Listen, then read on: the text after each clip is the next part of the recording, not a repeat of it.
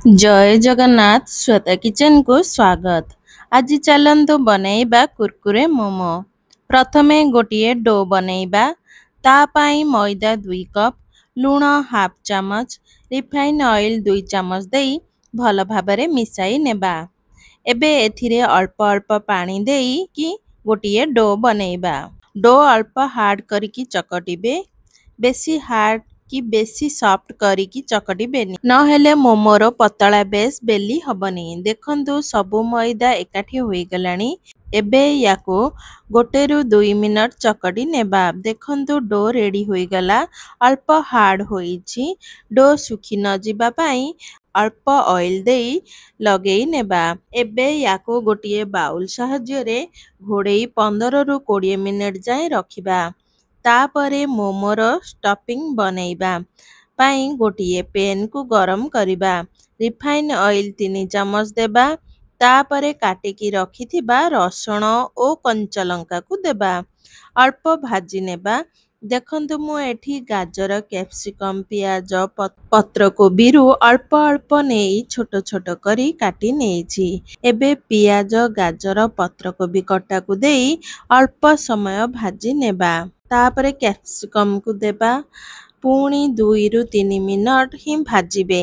बेसी बॉईल करिकी भाजिबेनी। परिबा अल्प क्रंची रहिले खाइबा को भल लागिब।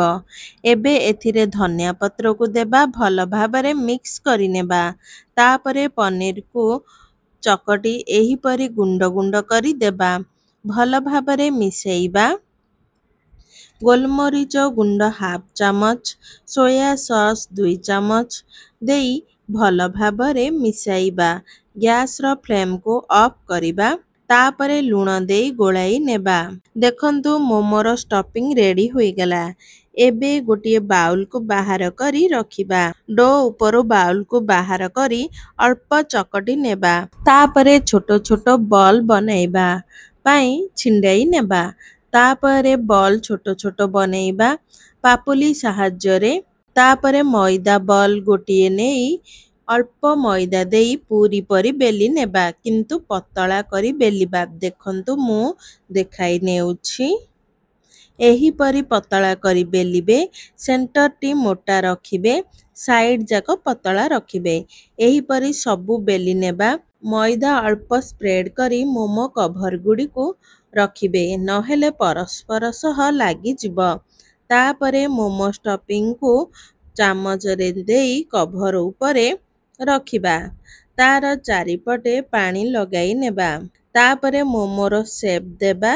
देखंतु गोटिए साइड रू फोल्ड करी एपट सेपट फोल्ड करी नेबा। देखंतु किपरी शेप होईची। एही परी सबु मोमो को बनाई नेइछि। आपनक पसंद अनुसारे शेप देई पारिबे। तापरे गोटिए मिक्सिंग बाउल रे मैदा 2 चामच देई अल्प पानी देई एही परी मिसाई नेबा। बहलिया रखिबेनी, एही परी कंसिस्टेंसी रखिबे। तापरे कॉर्नफ्लेक्स को गुंड करी नेइछि, बेसी गुंड करिबेनी, एही परी रखिबे।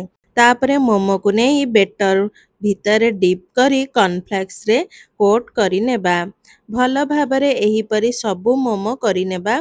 तापरे रिफाइन तेल गरम करी मोमो को फ्राई करी नेबा। एही परी गोटी गोटी करी देबा, संगे संगे लेउटाई बानी। 1 मिनिट परे एपट सेपट करी फ्राई करी नेबा। मीडियम फ्लेम रे गोल्डन ब्राउन कलर हेला पर्यंत मोमो गुडी को फ्राई करी नेबा। देखंतु एबे गोल्डन ब्राउन कलर मोमो गुडी को होई गलानी। मोमो गुडी को बाहर करी नेबा प्लेट को। एबे कुरकुरे मोमो को मोमो चटनी, शेजवान सॉस, मेयोनीज सह खाई पारिबे। एही परी घरे बनाନ୍ତୁ। किपरी लागिला कमेंट सेक्शन रे जणाइबे। भिडियोटी भल लागिले लाइक, शेयर सह सब्सक्राइब करि नेबे। रहुछि, धन्यवाद।